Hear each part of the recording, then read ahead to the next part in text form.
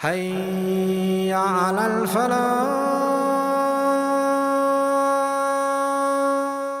أفلا يعلم إذا بعثر ما في القبور rather. Doesn't he know? Does he then not know what's going to happen when whatever is in the graves is going to be topsy-turvy, it's going to be yanked out, it's going to be pulled out? Allah just left it there. The only thing in addition He told us about that day is وَحُصِّلَ مَا فِي الصُّدُورِ. That's the only thing we learned in that surah in addition. Okay. So we learned whatever the contents of the graves will be brought out, and whatever's in the chest will be exposed. That the two things. Now, what's going to happen after they come out of the grave? What's going to happen after what they have in their chest will be exposed? What's the next scene in this series of events? That's what's going to happen in this surah. We're going to find the scales are going to be brought forward. Somebody's scales will be heavy, somebody's scales will be light. That's the next logical progression. So there's this, the question marks that are left at the end of the last surah are now being addressed in this surah. It's almost a completion of the subject. Then we find in Surah Al-Zilzal, Allah Azza wa Jal had said, يَوْمَئِذٍ يَصْدُرُ النَّاسِ أَشْتَاتًا لِيُرَوْا أَعْمَالَهُم. People will be spread out on that day. They will be gone in every which direction, so they may be shown their deeds. But there's a discussion about people being spread out. Now that this discussion takes the next step, يَوْمَ يَكُونُ النَّاسُ كَالْفَرَاشِ الْمَبْثُوثِ. Like spread out moths. Another image is added to that scene. First it was mentioned in brief. Okay, they're going to be ashtata, they're going to be dispersed. Okay. But then Allah adds a detailed image. And Quran, its details are captured in imagery. Allah paints a picture with words. And when you pay attention to that image, you'll understand more about what Allah Azza wa Jalla is depicting. The reality He's depicting. So there's that connection between these two surahs also. But then there's a very subtle connection between these two things, which is that there is a sequence of events as far as us and our deeds and our judgment is concerned on the Day of Judgment. There's a sequence of events. The first event, as far as judgment is concerned, is we're going to be handed our book. In either the right hand or the left hand, you're going to be handed your book. Okay. The next progression of that is you're going to be shown what you did. You're going to be shown. And once you are shown, then it will be weighed. Then it's going to be weighed. And once it's weighed, then you will be judged. So there's this 4-step thing. First you're handed the book, then you're shown what the contents of the book are, what you've done, then it's going to be weighed and scaled and evaluated, and then finally, after the evaluation, your judgment. Surah Al-Zilzal dealt with one part of this event. لِيُرَوْا أَعْمَالَهُمْ. So they may be shown their deeds. So we're starting from the second point. Because the first part of it, where your books are handed to you, a few surahs ago has already occurred. فَأَمَّا مَنْ أُوتِيَ كِتَابَهُ بِيَمِينِهِ وَأَمَّا مَنْ أُوتِيَ كِتَابَهُ بِشِمَالِهِ. That was the first part. The second part was you're being shown what you did. لِيُرَوْا أَعْمَالَهُمْ. Okay. But that still doesn't say enough about evaluation. And we said when we were studying Surah Al-Zilzal, there's a difference between being shown your deeds and having them evaluated. Once they go for evaluation, something else is going to happen. And we'll study more of that today, inshallah ta'ala. Because just the deeds are on the outside, but Allah doesn't just judge the deed. What else does He judge? The intentions behind them. Right? Not just the deed, but the intentions behind them. So you may think you have a pretty good pile of good deeds, and then you take them before Allah and you found out they're worth nothing. First you're shown your deeds though, then they're evaluated. Once you take them for evaluation, they're worthless. Right? Now, so what we learn from that basically is you have your deeds and then you have your intentions. And where are the intentions? They're in the heart, right? So Allah Azza wa Jal mentions in Surah Al-Zilzal, He mentions the deeds. لِيُرَوْا أَعْمَالَهُمْ. In Surah Al-Adiyat, what does He mention? وَحُصِّلَ مَا فِي الصُّدُورِ. Now the deeds and the intentions come together. Now they are ready for evaluation. فَأَمَّا مَنْ خَفَّتْ مَوَازِينُهُ وَأَمَّا مَنْ ثَقُلَتْ مَوَازِينُهُ. What's coming in the next surah, in this surah, Al-Qari'ah, is now they're ready for evaluation because it combines the deeds and the intentions. SubhanAllah, it's a beautiful progression between these three things. Okay? So that's another thing we learn in this phenomenal surah. We know that the Day of Judgment is full of many calamities.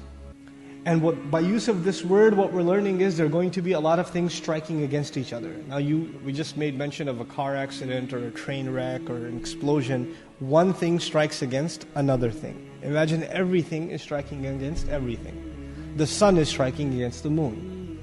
The oceans are being rattled. The earth is being rattled. The graves are being rattled. The stars are being rattled. Everything is in motion. Everything's colliding into everything else.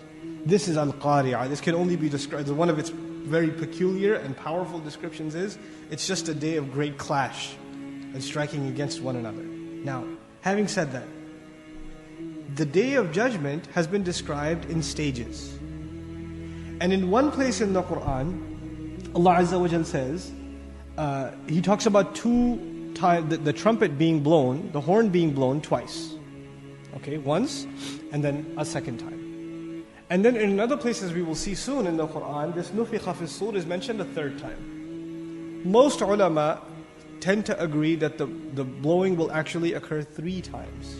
Based on the ayat of the Quran and the sequencing of them, this will occur 3 times. The first is this nafqat faz'a.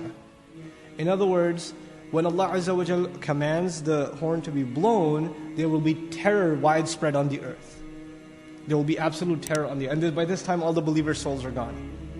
And when it's blown, then, there's all this chaos and calamity, wild animals are being herded together, and all this stuff is happening. Then another time, and when this time it's blown, death. فَصَعِقَ. Everybody just collapses and falls apart. Everything dies immediately. Then we don't know how much time in between the two, but then there's a third, and when this one's blown, what happens? Everybody comes back to life. And most mufassirun comment that this qari'ah, this rattling noise that's being referred to here, which is another terminology for nafqatus sur, this is referring to the third, when we come out of our graves. That final one, that's what's being referred to. Why did this say it's the final one? Because in this surah, we get right to the judgment. And how can you get to the judgment unless it's the third one? Because the first one doesn't lead to judgment. The first one leads to the second to the third, and the third one to judgment. So because of that, most mufassirun comment that this is referring to that third one. By the way, other places, let's make quick reference, inshallah, at least. The blowing of the trumpet or the horn, where there's going to be absolute terror, is defined, for example, in the beginning of Surah Al-Hajj. Allah says, Ya ayyuhan nasu attaqu rabbakum inna zalzalata as-sa'ati shay'un 'azim. Have fearful consciousness of your master. No doubt the earthquake of that day is a huge and enormous thing. يَوْمَ تَرَوْنَهَا تَذْهَلُ كُلُّ مُرْضِعَةٍ عَمَّا أَرْضَعَتْ. The day on which you will see every breastfeeding mother, animal and human being, will drop whatever she used to feed. Allah didn't even say she'll drop her child, He'll say whatever, as though she doesn't even remember what that is. وَتَضَعُ كُلُّ ذَاتِ حَمْلٍ حَمْلَهَا. And every carrier, meaning every pregnant animal and human being, will drop whatever they were carrying. They'll just go into labor and deliver immediately out of shock. وَتَرَى النَّاسَ سُكَارَى. And you will see people drunk.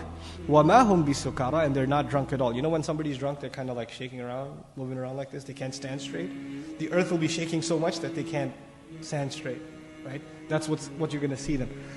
So this is the first one, where this terror is widespread on the earth. Then we find, in regards to as-sa'iq, we find وَنُفِخَ فِي الصُّورِ فَصَعِقَ مَنْ فِي السَّمَاوَاتِ وَمَنْ فِي الْأَرْضِ إِلَّا مَنْ شَاءَ اللَّهِ.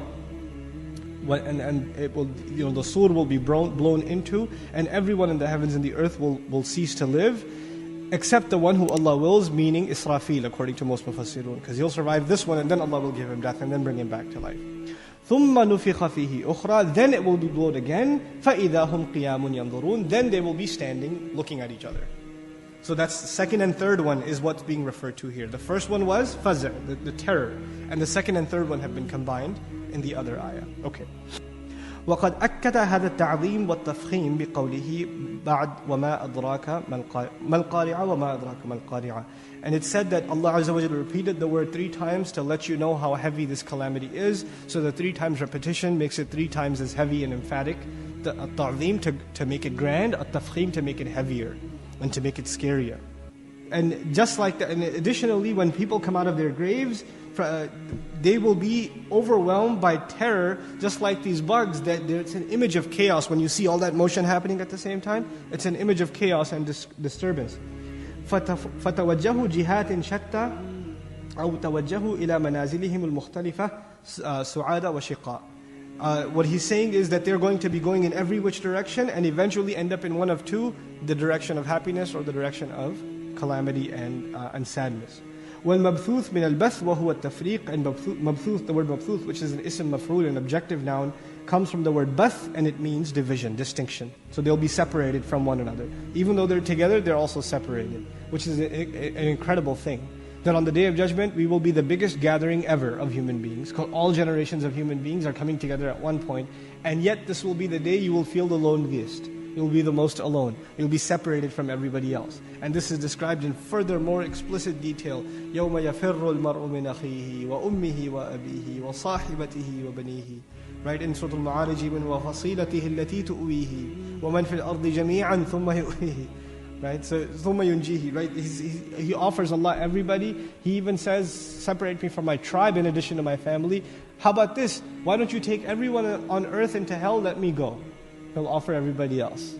Right? وَمَنْ فِي الْأَرْضِ جَمِيعًا ثُمَّ يُنْجِيهِ. Give everybody else up, just let me survive. That's what he's concerned about. So that you become completely individualized on that day.